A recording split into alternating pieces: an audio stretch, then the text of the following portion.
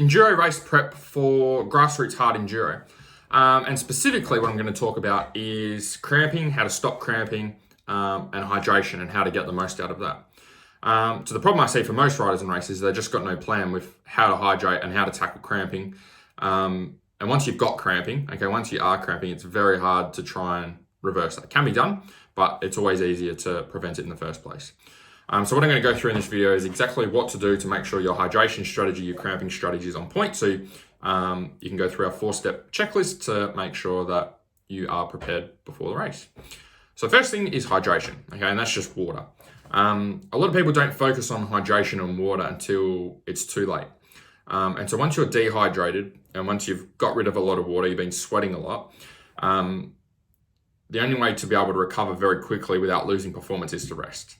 And that's very hard to do while you're in a racing environment like a hard enduro, where you're racing for 3 to 5 hours.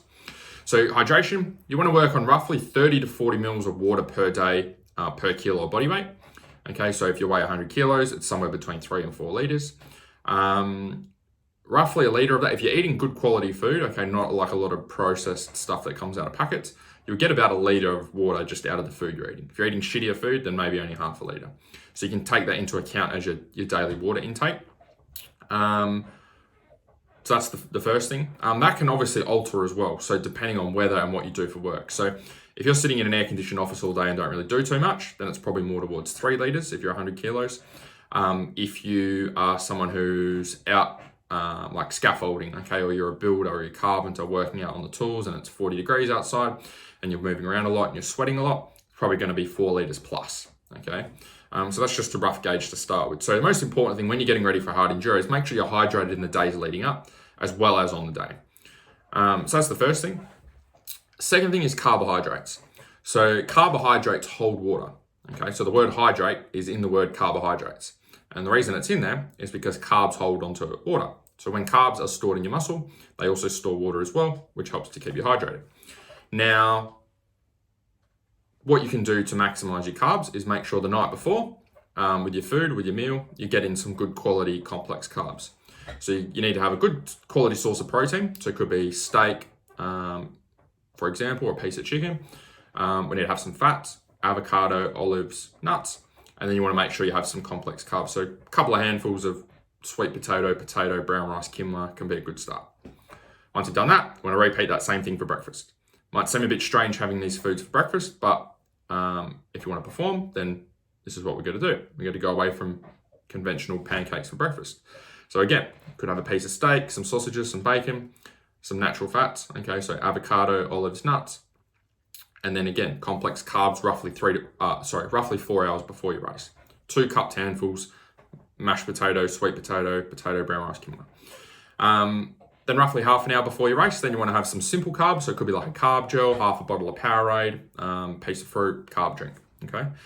And that's just about topping up these carbs as you go through the race. And that's probably where people go wrong the most, is the nutrition kind of goes out the window as you're racing. For the 3 to 5 hours, it doesn't matter how fit you are. Once you run out of carbs, your body's run out of energy, you're going to feel like shit. And it doesn't matter what level of fitness you have. Once the fuel tank's empty, the fuel tank's empty. It doesn't matter what you've got under the hood, it's empty. So roughly every hour, we need to be getting in 30 to 45 grams of carbs. So there's multiple ways you can do that for hard enduro. If you're doing fuel stops, depending on, like with hard enduro, you guys normally spend a lot of time on the bike, but don't go through as much fuel as say like cross-country enduro, say racing Fink, for example, because the bikes aren't working as hard.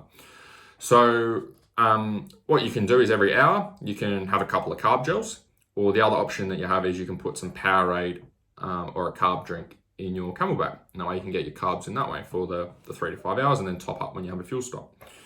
So the more you can keep your carbs up, the easier it's going to be for your body to hold on to water. It's very hard for your body to hold on to water when all the carbs have disappeared and gone. Third thing is you want to make sure I get back on camera, I'm disappearing. Third thing that you want to do is you want to make sure that you are topping up with electrolytes. So for some of you, cramping and hydration is a big issue. And for some of you, it's not an issue at all. For some of you, you just rock up to races and go and race and pay no attention to any of this stuff and you don't cramp. For some of you, you do everything you possibly can. You're doing gherkin shots. You've got cramp fix. You're smashing down salt, you're doing whatever you possibly can to try and stop cramping, and you still cramp. So electrolytes. Electrolytes are what help our brain to communicate and signal with our muscles. Okay, so when we contract our muscles like this, so like if I'm tensing my bicep, my brain is controlling that. Okay, my brain is telling my bicep to contract, and then it tells it to relax. Okay, and that's how I have control over my muscles. Now with cramping, that's when you don't have control over your muscles. That's when your muscles are doing their own thing. They're not your brain is not telling your muscles what to do. Your muscles are just doing whatever they want. And the reason that happens is because there's a breakdown in that signal between your brain and your muscles. And so that's why they go into spasm and start doing their own thing. And so electrolytes are what help to strengthen or to maintain that signal that you have. So if we've got a breakdown in that communication between your brain and the muscles, it's because usually, part of the problem is that we've lost electrolytes there that are helping that electrical connection to work well. How do we lose electrolytes? We lose them through sweating and through burning through energy. So that's why like motocross guys tend to not have problems with cramping because they're only racing for say 20 minutes or half an hour maybe at max. Whereas the enduro guys tend to have a lot of problems with cramping because you're riding for 3 to 5 hours and you're just burning through everything. The other thing with hard enduro as well is like with the faster riding, you've got a bit of wind, which helps to keep you cool and cool you down. With hard enduro, you're working very, very hard and you've got all this gear on, but generally you're not moving very fast. So that means you sweat and you're working a lot harder. It's a lot harder to keep your body cool. So how do we work on electrolytes? So depending on the severity, okay, and how much you sweat, you can start off with just having an electrolyte drink. Okay, you can just use something like a Powerade. Okay, have a Powerade as you're going through. If you're someone who has already done that and you're severely cramping and it's always a problem, then you've probably got most of the time it's going to be a problem if you've already done those first two with not replacing enough sodium. Okay, so sodium is found in salt. So if you're sweating a lot and you're excreting a lot of salt, and generally you'll know because you'll have like a rough feeling, like if you ever like have sweated a lot and then you let it dry, like you get like white marks or it feels rough, feels like you got sand all over you, but it's not sand, it's salt or sodium. So what we want to do is we want to make sure we're replacing that, okay, when we're losing it. And so for those of you that sweat a lot, you're losing a lot of salt, so we've got to replace a lot of salt or sodium. So first thing we're going to do is make sure in the lead up, we've got enough salt and enough sodium. Okay, so you can do simple things like adding a sea salt, Himalayan salt to the food that you're eating, or you can add salt to the water that you're having. As a rule of thumb, you want to have roughly 1 gram of sodium per liter of water that you're drinking. Okay, which is roughly, because sodium is found in salt, but the whole of the salt is not sodium. So you want 1 milligram of sodium per liter of water, which is roughly 2.5 grams of salt. Okay, so 2.5 grams of salt is roughly just a tiny bit less than half a teaspoon of salt. Okay, so if you get your salt out, like some sea salt, Himalayan salt, and measure it out, do roughly half a teaspoon for every liter of water and shake it up. And that's going to be for all of your water throughout the whole day for racing and non-racing. We want to make sure we're getting plenty of sodium. The next thing that we want to do is if you're still doing that and then you've still got problems, then that means we're probably losing too much sodium still while you're actually riding. So while you're riding, we need to make sure we're topping that up. The way that you can do that in big quantities, okay, very aggressively, is you can use like pickle juice. Okay, it's very high in sodium. There's another supplement that you can get called CRAMPS, which has carbohydrates in it as well, but that is also very high in sodium as well. So preferably, again, with the cramping, you want to try as best you like. If you know that you're someone who cramps up, you want to be doing everything you can to prevent it from happening in the first place, not waiting until it happens and then it's screwing up your ride or your race and then trying to fix it and be more worried about not cramping than actually focusing on the race. So there are a few things that you can try there. Again, like if you sweat a lot and there's losing a lot of sodium, we've got to put a fair bit in to replace it. But take it easy at the start, okay? Because if you're putting a whole shit ton of sodium in and you don't really need it, then we're going to create other problems that we would prefer not to have. Fourth thing is making sure the other way that a muscle can cramp is if it's weak or it's not used to doing a specific movement for a specific duration of time. So this happened to me actually. I do a lot of squatting. Okay, I squat every week for however many years. So barbell weights. And so there was a period at the start of 2020, just before COVID, where I went away to America for about 3 weeks. And I literally did not train for those whole 3 weeks. I did nothing. And then I got very sick in the last week and I brought that home and then ended up maybe 4 weeks. Like I was 3 weeks away in America where I chose not to do anything, and then I was sick for about a week when I got home. Okay, so it's probably a good 4 weeks that I wasn't doing any proper training or exercise, or definitely wasn't squatting. When I went back to squat, I was like, all right, I've got to take it easy to get back into it. And what I did is I went really light with my squats, less than 50% of what I normally do.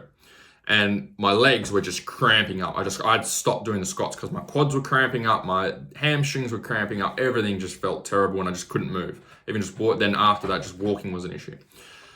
The reason it was an issue is because those muscles were very, very weak in those positions. I hadn't done any squats with weight for about 4 weeks, okay? And that's the reason I was having the issues with the cramping, because they were very weak and not used to being in that position.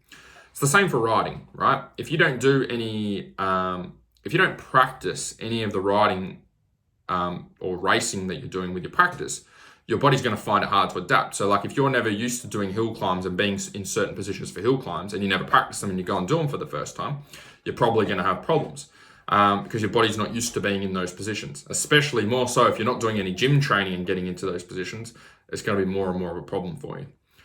Same thing with weather. Like if you do, I find this more with racers that do a bit of traveling for their racing, and more so that head up north.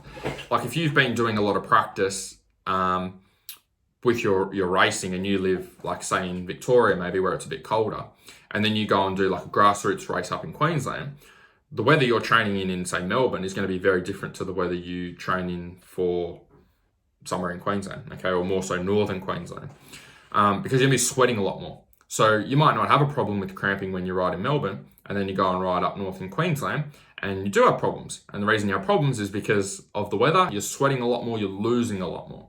So as it's hard to, it's not always easy to practice in hotter conditions, but if you can, go and practice in warmer conditions to help acclimatize and get used to what your body's going to be dealing with when you go and race.